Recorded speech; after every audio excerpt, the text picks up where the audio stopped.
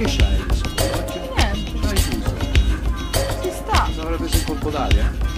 Tanto chiuso? No, No, è che c'è anche un po' l'ombretto rosa e se no ce l'ha gonfia. No, mi fa fatica a tenerlo aperto forse. Ma i miei pezzi sono venuti bene, cosa vuoi cancellare? No, ho fatto solo la parte finale, anche la Deborah l'ha fatta bene la sua. Solo questa parte. Non ci scoraggiamo. The rapid him of his pride. Come on, let's go.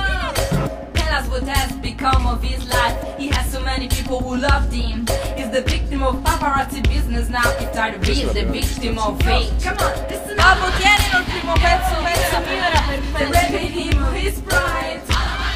Yeah, Michael. Now set him free.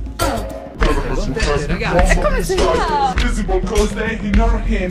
They program is to promise him the free. You know he really did the hate to say it to you. They rapid him of his pride. Oh yeah, listen up. God stop you, Michael. Perché chi deve iniziare dopo non è quello che finisce. Quello che finisce inizia l'altro. Infatti l'avrei dovuto dire io e lei diceva They questo. rapid him of his pride.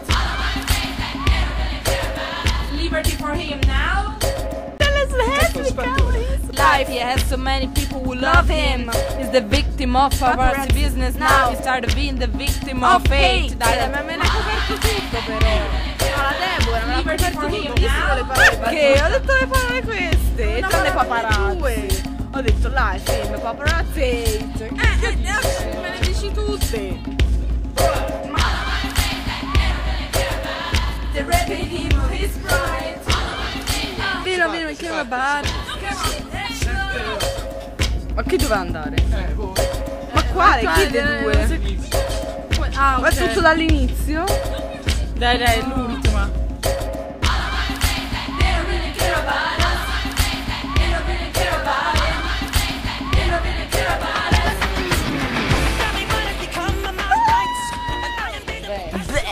Best. No, vedi che non c'entrava col tempo. Lo fai bene all'inizio, sì che possiamo tagliarlo.